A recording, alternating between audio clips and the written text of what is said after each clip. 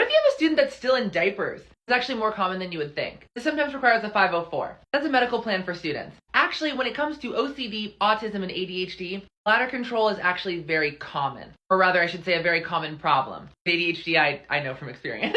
Some students do require some type of protection like this, and that is completely fine, but it should always have clear documentation. What I mean by this is one of the few times where it is completely fine, in my opinion, for a parent to discriminate based on gender, and a kid to discriminate based on gender. If a kid needs some type of protection, or even as far as like girls being on their period, if the child is comfortable with the teacher knowing and the child needs assistance, the parents should initiate it and set the boundaries for the teachers. Period. No pun intended.